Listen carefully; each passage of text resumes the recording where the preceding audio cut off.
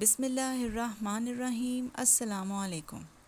آج کا دن میرے لیے خصوصی اہمیت کا حامل ہے کہ مجھے یوں محسوس ہوتا ہے کہ یہ اہم ترین دن ہے اور شاید یہ میرے اور آپ کے درمیان جدائی کا باعث بھی ہو سکتا ہے۔ آج کا دن ہر شخص کے لیے بہتر دن ہے، لیکن بدقسمتی یہ ہے کہ آدمی کبھی بھی حال کے اندر موجود نہیں رہتا۔ آپ نے یہ بات سنی ہوگی کہ وہ بڑے صاحب حال بزرگ تھے۔ اس کے معنی یہ ہیں کہ وہ بزرگ نہ ماضی کی یاد میں مبتلا تھے نہ مستقبل سے خوفزدہ تھے۔ جو ان کو مل رہا تھا اس پر شکر نعمت بجا لا رہے تھے۔ ہماری سب کی بدقسمتی یہ ہے، خاص طور پر سیانے پڑھے لکھے آدمی، کہ وہ حال کے اوپر زندگی بسر نہیں کر سکتے۔ یا تو لوگ ماضی میں رہتے ہیں یا مستقبل کی تلاش میں سرگرداں رہتے ہیں۔ جو لذتیں آپ کو اللہ نے حال پر عطا کی ہوتی ہیں، ان سے فائدہ نہیں اٹھا سکتے۔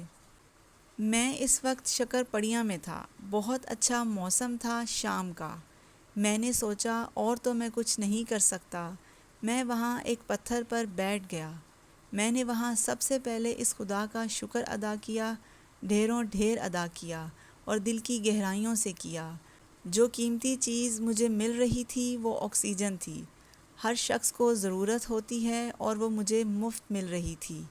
میں حال سے لطف اندوز ہو رہا تھا اور مزے سے اس کو انہیل کر رہا تھا۔ موسم بڑا خوبصورت تھا، شام ڈھل چکی تھی اور میں بڑے مزے سے اعلیٰ قسم کی آکسیجن کو اپنے رگ و ریشے میں سمو رہا تھا۔ پھر مجھے خیال آیا کہ ہمارے بابا جی کہا کرتے تھے کہ ہر حال میں موجود رہو، ماضی کی یاد میں مبتلا نہ ہونا، مستقبل سے خوفزدہ نہ ہونا، اس حال کے اندر موجود رہو۔ جب میں نے موجود ہونے کی کوشش کی تو مجھے بہت اچھا محسوس ہوا۔ خواتین و حضرات، ہم مستقبل سے اتنے خوفزدہ ہوتے ہیں کہ ہم سارا حال، ساری زندگی، ساری سوچ سب برباد کر دیتے ہیں اور بڑے سستے بھاؤ بیچ دیتے ہیں۔ جس چیز سے ہم فائدہ اٹھا سکتے تھے اس کو تباہ و برباد کر دیتے ہیں، اور ہماری حالت بالکل ویسی ہوتی ہے جیسی ہماری ایک بزرگ محترمہ تھیں، ایک وزیر کی بیوی۔ کسی زمانے میں چین کا مشہور بادشاہ تھا منگ۔ اس بادشاہ نے کسی وجہ سے ناراض ہو کے اپنے وزیر کو پھانسی کی سزا دے دی۔ مقررہ وقت پر جب اس کو پھانسی دی جانی تھی، بادشاہ کا دستور تھا کہ جس قیدی کو بھی پھانسی دی جاتی تھی، بادشاہ خود صبح سویرے اٹھ کر بندی خانے، قید خانے میں آتا تھا اور اس سے پوچھتا تھا، تیری کوئی آخری خواہش ہے تو میں اس کو پوری کرنے کی کوشش کروں گا۔ چنانچہ بادشاہ ایک خوبصورت سفید گھوڑے پر سوار ہو کر آیا اور اس نے اپنا گھوڑا بندی خانے کے باہر روکا اور اندر آ گیا۔ اپنے وزیر سے ملا، وزیر سے کہنے لگا، کہو کیا حال ہے؟ کہنے لگا، میں بڑا خوش و خرم ہوں، آج شام مجھے پھانسی ملے گی اور اب آپ مل گئے ہیں، اس سے اچھی بات اور کیا ہو سکتی ہے؟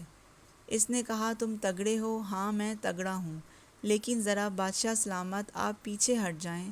میں دیکھ رہا ہوں کہ چھوٹے سے جھروکے میں سے ایک نہایت خوبصورت سفید گھوڑا باہر بندھا ہے۔ میں نے ایسا گھوڑا کبھی نہیں دیکھا۔ میرے بڑوں کا علم، میرے پرکھوں کا علم مجھے یہ بتاتا ہے کہ یہ تو اڑنے والا گھوڑا ہے، چلنے والا نہیں۔ بادشاہ نے کہا، یہ تو میرا گھوڑا ہے، میں سوار ہو کے آیا ہوں۔ اس نے کہا، حضور یہ آپ کو کہاں سے مل گیا؟ میں نے تو آپ کا سارا استبل دیکھا ہے۔ بادشاہ نے کہا، ابھی کچھ خراسان سے سوداگر آئے تھے اور گھوڑا دے گئے ہیں۔ وزیر نے کہا، حضور یہ تو اڑنے والا گھوڑا ہے، یہ تو کمال کی چیز ہے۔ بادشاہ نے پوچھا، لیکن یہ کیسے اڑے گا؟ اس نے کہا، اس کو ٹریننگ دینی پڑے گی۔ بادشاہ نے پوچھا، ٹریننگ کون دے گا؟ مزید کہنے لگا، میں دوں گا۔ بادشاہ بولا، کتنی دیر لگے گی؟ کہنے لگا، 1 سال لگے گا۔ آپ اس پر بیٹھیں گے جیسے بوئنگ جاتا ہے شکاگو سے ٹیکساس۔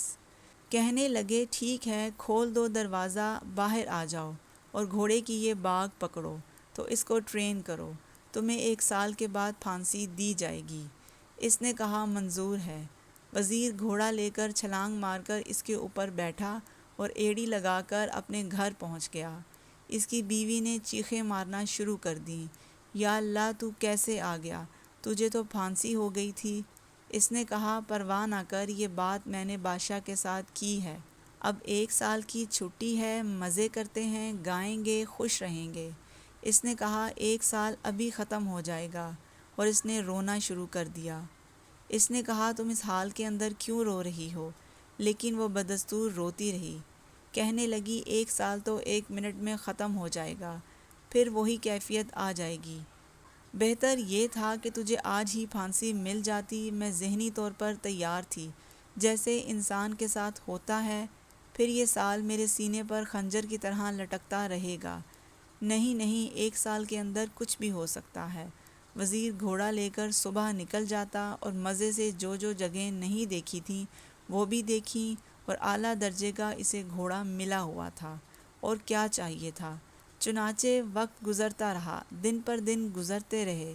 وہ روتی ہوئی بیوی کو کہتا بھلی لوگ کچھ بھی ہو سکتا ہے، تو کیوں فکر کرتی ہے؟ اس نے کہا نہیں، میرا جو فکر ہے اندر سے نہیں جائے گا۔ لیکن وزیر خوش و خرم رہا۔ خواتین و حضرات، ہوا یہ کہ 3 مہینے بعد تینوں مر گئے، بادشاہ، وزیر اور گھوڑا۔ کچھ بھی ہو سکتا ہے، اور آدمی اپنے حال کو اور برباد کرنے کے لیے کچھ بھی کر سکتا ہے، کچھ بھی کرتا رہتا ہے۔ میں آپ سے یہ کہنے کے لیے حاضر ہوا ہوں، اپنے حال کو خوش تر خوب تر بنائے رہنا اور خوش و خرم رہنا۔ آپس میں محبت کی رسم جو ہے، اگر پہلے اس کی بنیاد نہیں ڈالی تھی تو ضرور ڈال کے دیکھنا۔ اس کے بڑے فائدے ہوتے ہیں، اور اس کی لہریں بڑی دور دور تک پہنچتی ہیں۔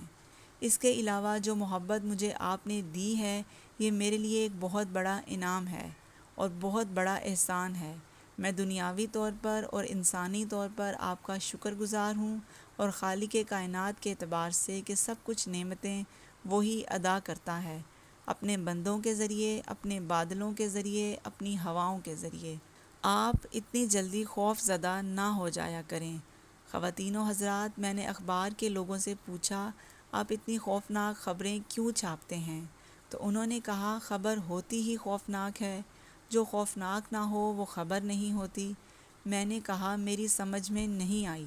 اس نے کہا ہر روز تیز گام پشاور سے کراچی چلتی ہے، کوئی خبر نہیں بنتی۔ جس دن اس کا ڈبہ الٹ جائے، 13 آدمی مر جائیں تو وہ خبر بن جاتی ہے۔ سیدھے سے 6 آدمی بڑے مزے سے تاش کھیل رہے تھے۔ ایک آ کر کہتا ہے السلام علیکم، کیا حال ہے بھائیو؟ خوش رہو، راضی رہو، دیکھو میں اعلیٰ درجے کا کھیرا لایا ہوں، نمک لگا کے ایک پھاڑی سب کو دیتا ہوں۔ خبر نہیں بنتی۔ 6 آدمی تاش کھیل رہے ہیں، ایک آدمی پستول لے کر آیا اور 3 بندے پھڑکا دیے، یہ خبر بن گئی۔ تو ایسے خبر بنانے سے پہلے پرسکون بات محبت کی بات ہے، ہمارے آپ کے درمیان چلتی رہنی چاہیے۔ جو چیزیں آپ کو ڈراتی ہیں وہ مصنوعی ہوتی ہیں، ڈرانے والی چیز کوئی نہیں۔ اگر کوئی چیز ڈرانے والی ہے تو وہ صرف اللہ کی ذات ہے، اس کے علاوہ کوئی نہیں۔ اللہ آپ کو خوش رکھے، بہت خوش رکھے۔ میں بہت شکر گزار ہوں کہ آپ لوگ میری ویڈیو دیکھتے ہیں، سنتے ہیں، سمجھتے ہیں، پسند کرتے ہیں، شیئر کرتے ہیں، اور مجھے موٹیویٹ کرنے کے لیے میرے چینل کو سبسکرائب کرتے ہیں۔ اللہ آپ کو آسانیاں عطا فرمائے اور آسانیاں تقسیم کرنے کا شرف عطا فرمائے۔ جزاک اللہ۔